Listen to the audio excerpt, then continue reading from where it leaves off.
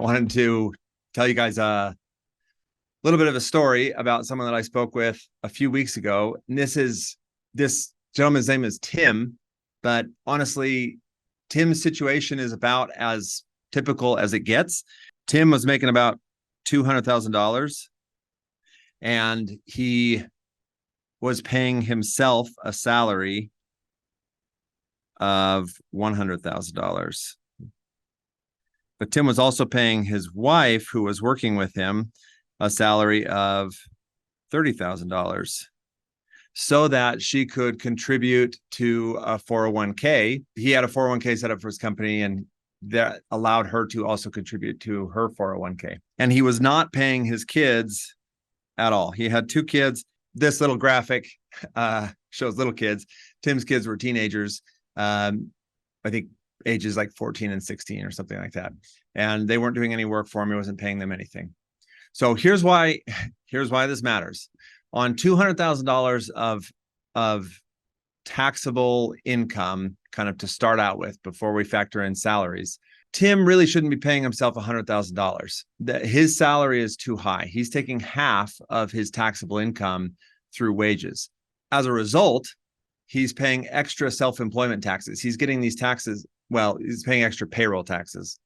He's getting them siphoned off of his own pay stub to himself.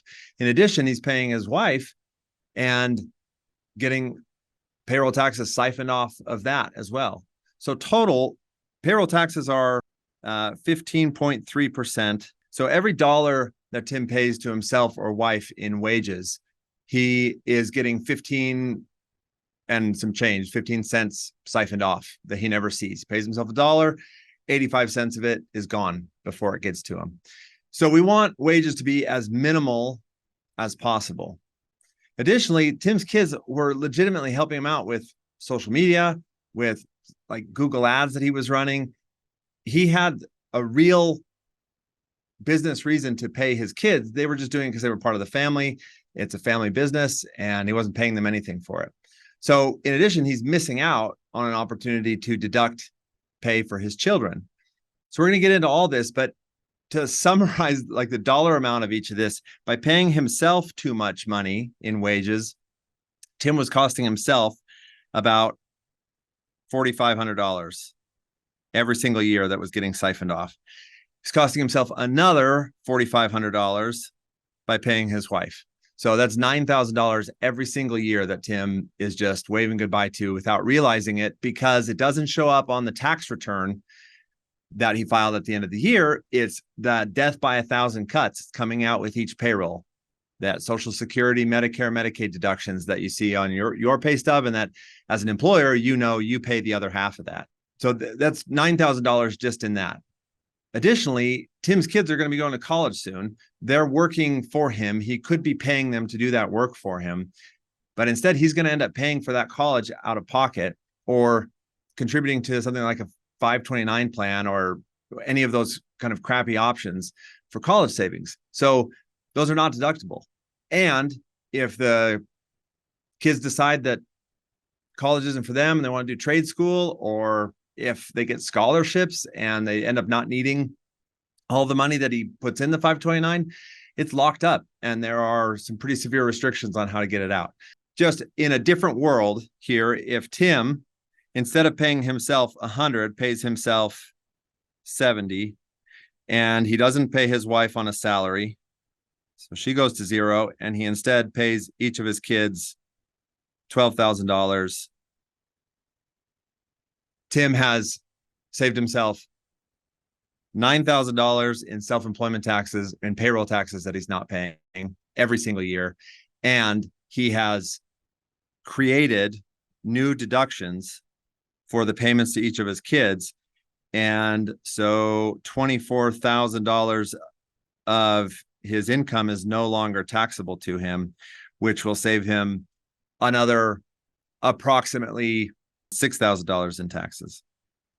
So this is the difference in getting this right. If Tim doesn't do anything else, no other changes in his business, he doesn't have to deduct a car, he doesn't have to buy a building, he doesn't have to do anything, just by fixing this situation of how he pays himself and his family, and restructuring some of this to be a little bit more strategic and careful in who gets paid for what and how much, Tim every single year is going to save himself the 9 from self-employment tax and the 6 from basically paying his kids to do work for him and paying for a good chunk of their college through their own payroll, which he has deducted.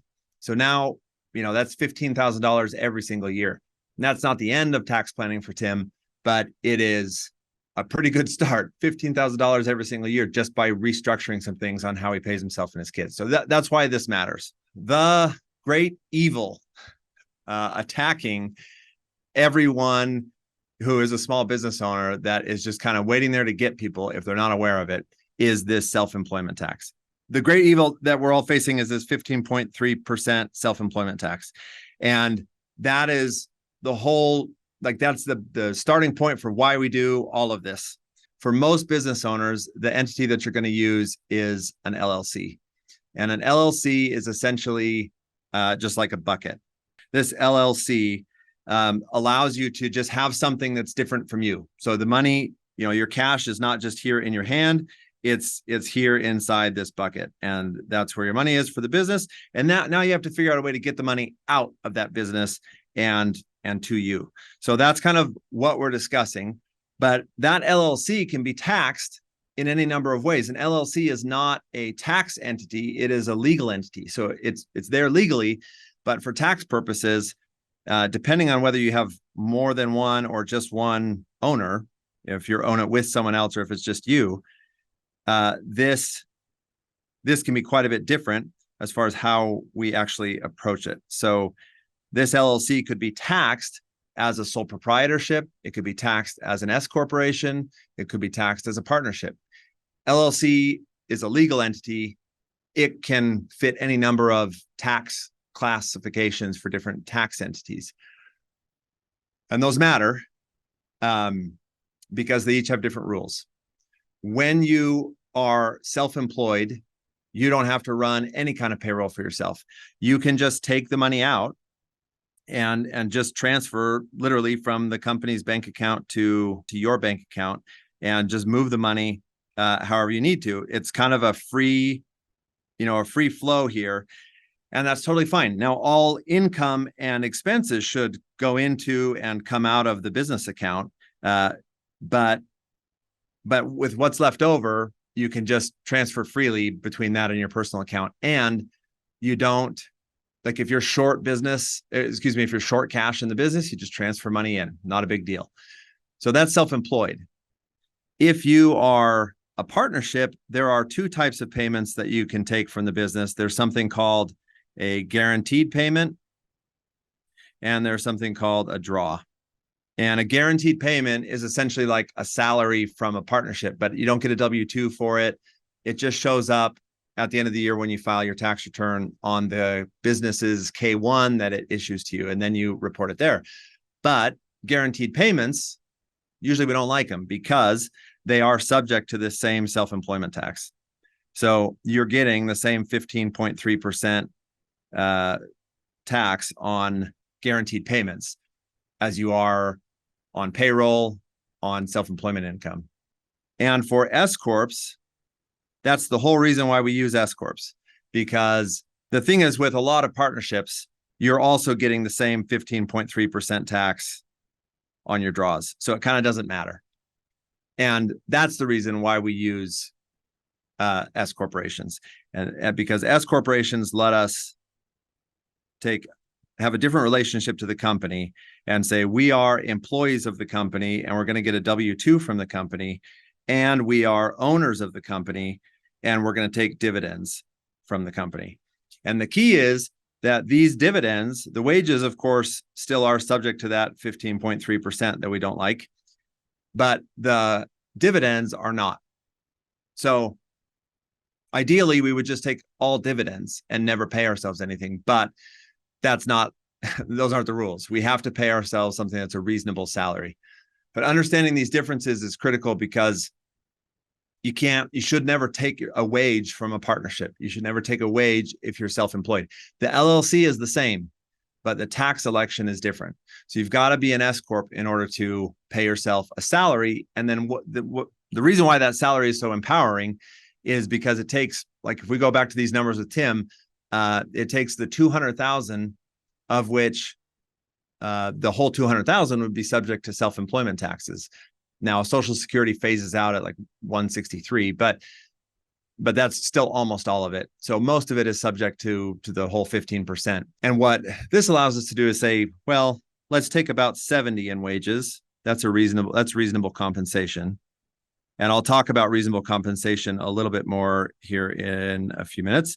But so we'll take about 70 in wages, and the other 130 is dividends. And so we wipe out 15% of $130,000, almost $20,000, $19,000. So it's big money. It's important.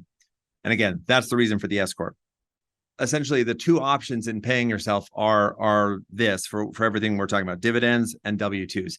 Dividends are, again, just back to this idea of just cash transfers from the company to you, and the W-2 wages need to be processed through an employer, and we don't like doing any of that, but we do it so that we can get the $130,000 not subject to the self-employment tax. So let's talk about a couple of the nuances of paying yourself. How do you determine what is reasonable? How do we come to this idea of the $70,000 in wages and have that be reasonable? Obviously, reasonable is subjective. So, reasonable to me is $10,000. Well, we have a little bit of precedent on what works and what doesn't work for this. There is, like, when it comes down to it, there are multiple softwares out there. And if anyone is really concerned about it, we can send you a link to one of these softwares that you can use to determine what reasonable compensation is. They'll actually do a compensation report for you of your geographical area, industry, of how many hours you're working, and they will give you this report that shows what is quote unquote reasonable with different ranges. In most cases, that is not necessary, and it's a little bit overkill. We can use kind of a rule of thumb where we know that the IRS is not going to challenge anything or really have any issues with it, which is the rule that we just use 1/3. So basically, around 1/3 of your total profit should be paid out in wages. And as long as we follow that rule and stick somewhat close to it, then I've literally never seen anyone have a problem, never heard of anyone have a problem. That is a safe zone. And some people say it's like 50%. That's just it's way too high. And if you go much lower than 1/3, then you're risking, then you're risking potential issues where the IRS can come in and just reclassify distributions over to wages, plus give you penalties, and that's a mess. So generally speaking, just stick to about 1/3 of your profit. And you can adjust that year over year, and you don't have to really, just don't stress about it too much. Just about 1/3, you're going to be safe, and you'll be saving that 15% on 2/3 of your overall profit. Let's talk about paying your spouse and when and why you would want to do that. And the short answer is you generally wouldn't want to pay your spouse. The reason why you don't want to pay your spouse is because all you're doing is paying extra payroll. And the most common reason why we hear from business owners that they're paying their spouse is so that the spouse can get on a 401k. It's not good math. So let's just walk through the math. If you're paying your spouse $30,000, let's use Tim's example exactly. You're paying your spouse $30,000 so that they contribute 20 to their IRA or to their 401k. On that $30,000, you're going to save, you're going to pay 15.3% in payroll tax. So that's that $4,500 that we talked about at the beginning. So you're overpaying $4,500 in tax just to do this. Now we contribute to the 401k and we get a deduction on this $20,000. Great. But the problem is this deduction of 20 is only temporary. It's not a permanent deduction. It's a deferral. So we're deferring income tax on $20,000. And let's just say the tax rate is 24%. So $20,000, what are we? We're about $5,000 in reduced taxes. We've done all this just to basically wash everything out. There's no purpose to it, except we still have to down the road pay this $5,000 back. When we draw the money out of the 401k, we're still going to pay tax on it. So we haven't accomplished anything here. And all we've done is trade a permanent tax of $4,500 for a deferral of the same amount, essentially. The other piece that's missing in this is that business income. If this same $30,000 were taxed as business income instead of as wages, it qualifies for the qualified business income deduction, the QBI deduction, which is 20%. So of that $30,000, 6 of it would be a deduction anyway. So, on that 6, we save $2,000 in taxes. So really we're only saving, we would have gotten a $2,000 deduction just by letting it come through as wages anyway. So we're only saving 3 of the 5 that we think we're saving.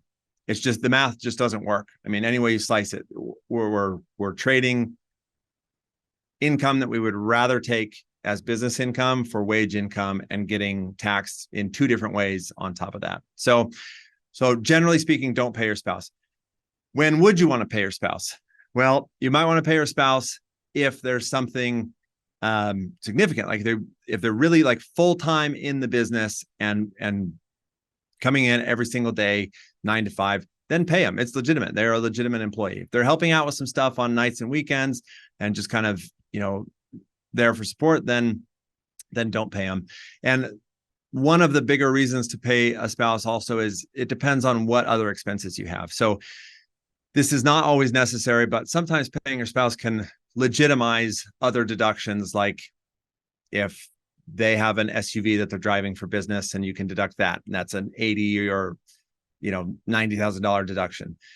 If you're every year going on bigger vacations and having them as an employee allows for you to legitimately deduct some of those vacation expenses. So a lot of times these don't make sense until you get into like generally just higher income taxpayers where you have a larger amount of expenses that you can deduct if they're an employee. And even then just keep their salary at the lowest amount possible. You can still pay them through dividends. That's not an issue. The issue is not how much you pay them, it's how much you pay them in wages. Is the 1/3 rule net or gross? It is net profit. So you have your revenue and then all of your expenses and then whatever's left. The only expense you don't count in that is anything that you've already paid yourself in wages. Otherwise, obviously, you're just sort of in those reflecting mirrors trick. But whatever your non-owner related expenses are, that is take that off your revenue, and then whatever's left, that's your profit. That's the number you use to calculate the 1/3. Let's talk about paying kids. All right. So why, we talked about why we want to pay kids and the math on that. Essentially, we can take of Tim's $200,000 in income, he's going to pay himself 70. And if he pays his kids, 24, 12 each, 12 and 12, then his profit there is going to be like 106 that he's actually that's his taxable profit. So, and then he's obviously going to pay tax on his wages and on the 106, but he's not paying tax on the 24, and neither are the kids, and they don't have to pay self-employment tax. And here's how. You have Tim up here. This is where he files his 1040 personal return. And then you have Tim's S Corp over here. This is where the 200 is. He can't pay his kids through the S Corp. Don't pay your kids through the S Corp. If you pay them through an S Corp, you will be subject to those self-employment taxes. The way that you want to pay your kids is through self-employed person, a self-employed LLC can pay kids that way. But the best way to pay kids is through a family management company. So generally speaking, you would have your S Corp for all of your ordinary income. And then you would have a family management partnership between you and your spouse if you're married. If not, it can be a sole proprietorship. That's okay. But this is another LLC, but it's an LLC filing as a partnership. And it's a partnership between you and your spouse. And you don't have to have rental income to make this work. But if you have rental income, generally, this is the LLC that you're going to own any property under. So your property is going to be owned by that LLC. But also, your S Corp can pay a management fee to that LLC to handle administrative tasks exactly of the nature of the types of things that your kids would do. So your S Corporation would actually pay the $24,000 as an expense over to your family management company and would issue it a 1099.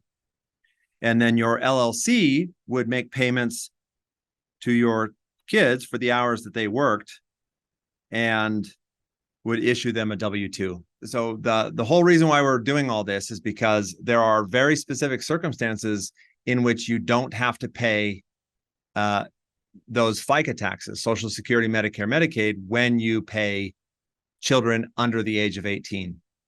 And those are essentially family partnerships, paying their kids, where the only partners are the children's parents, and sole proprietorships, where it's paying minor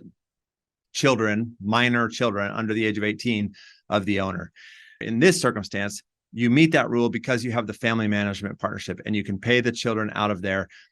Now, here are the things. They have to be under the age of 18. Once they're over 18, this exemption from Social Security, Medicare, Medicaid no longer applies. Additionally, I talked about the entity thing. It has to be through this partnership, and the only partners can be the parents. Finally, hiring the children has to be real. And the real test is that it has to be ordinary and necessary. So necessary, just meaning this is real work that the business needs done. And that's generally not an issue.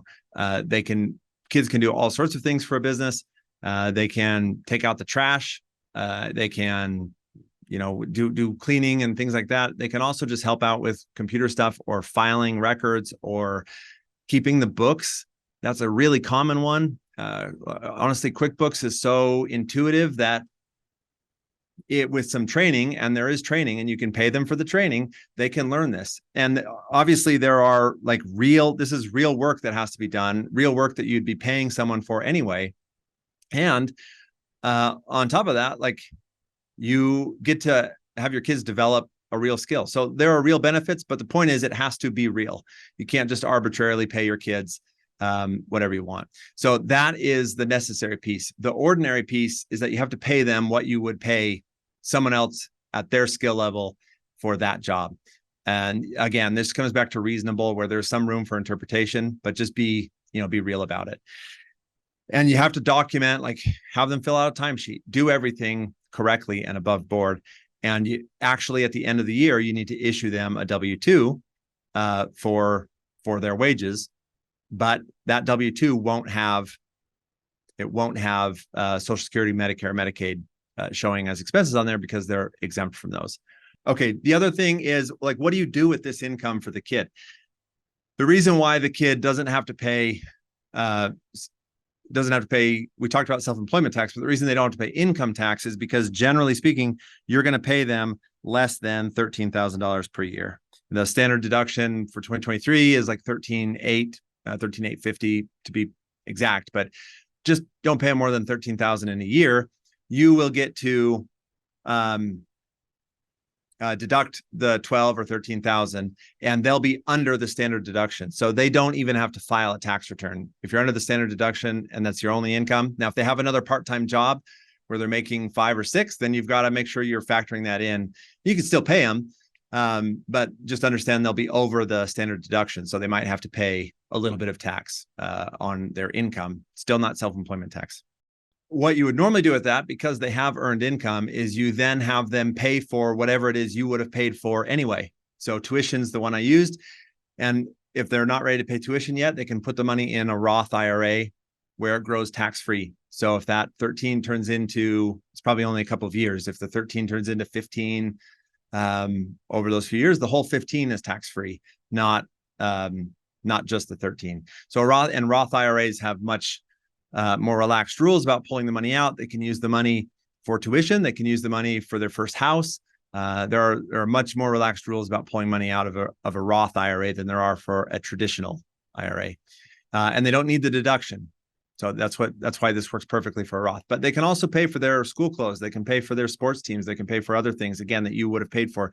The idea here is we're paying your kids to actually develop skills and to shift things that you would have paid for anyway from after-tax expenses to pre-tax expenses. How do we actually set this up? So in order to set it up legitimately, but we have to have a couple things there. We have to satisfy basically two different government entities. We have to satisfy the Fed and we have to satisfy the state. The federal requirements really are easy. All you need is an EIN. So employer ID number. You probably already have one. That's it. That 9-digit number, that's all you need. You don't have to do any special registrations for payroll. You just file your first payroll report. There are a couple of different reports that you need to file. I'm going to operate under the assumption that you're not doing payroll yourself. I really don't recommend that you do payroll yourself. And it's not because it's rocket science. It's just a little tedious. And for the most part, you have better things that you can do. And there are so many good softwares out there that will basically do the whole job for you. The one that we recommend is Gusto. They don't like pay me to say that or anything. It's just literally the one that we use and the one that we refer people to because it's super easy. So use Gusto or any other payroll software. There are a lot of good ones. If you want to use Gusto, let us know. I think we have an affiliate link where you get a discount, and I think we get $50 or whatever. But so let us know, and we can send you that. But they'll make it super easy. The only thing you would really have to do you have to set up the accounts for state. And so for the state, you generally have 2 accounts that you need to set up, but there's a third that you have to think about. The first account you need to set up is a withholding account. So that's just for, obviously, you're reporting income to your state. And like if you're in Texas, this doesn't apply, or Florida, or any of the non-income states. There is no withholding account because there's no withholdings. But most states will have a withholding account, and they will have an unemployment insurance account. Those same 2 types of accounts, by the way, just exist for federal. It's just you don't have to set them up. It's all done with the EIN. So we're not going to worry about that. But with the state, you have to actually set both of those up.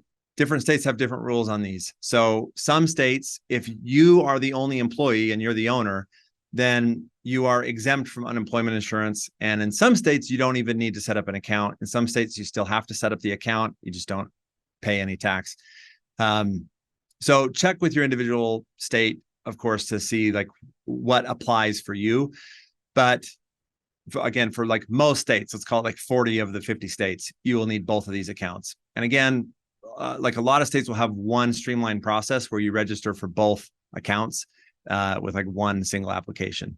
And the third one that is way too often missed is not an actual state tax, but it's a requirement of states. And a lot of times they'll come after you if you don't have it, and that one is work comp. So make sure, again, if you have employees, actual W-2 employees, you have to have work comp. If it's just you, then in a lot of times you will be exempt from work comp, but you'll want to contact the state and find out what requirements they have. Sometimes they'll just mark you as exempt. Sometimes you have to actually go get a policy, but the policy doesn't cost anything because it's just you. So you're exempt. So make sure you've checked those boxes. As long as you get those 3 boxes checked, then you'll be all set up. And then really that's all you have to do for payroll. The rest of it, whatever software you're using, most of them will take care of everything. They'll take care of the quarterly filings. When they pull whatever salary out that you're taking out, they'll already pull the taxes out with it that you need to keep track of so that you don't have to think about it. And then they'll make the deposits when they make the filings. And it's a really automated process. So don't get overwhelmed by the idea of payroll. The big thing you need to do is just set up these accounts with the state, and usually that's a question of like filling out an application. Should take you, an hour maybe. In this case here with Tim, important note, the S Corp needs to run payroll for Tim, and the partnership is going to run payroll for his kids. And these are two different entities. So Tim is going to have two different EINs, two different payroll accounts, because these are two totally different companies. He's gonna, when he logs into Gusto, assuming he's using Gusto, he will have one login, but two different company accounts on there, and have to, decide these are separate companies. So that's the one final point to just make on this. You can't use the same account for both companies, different EINs, everything's separate. And that is it.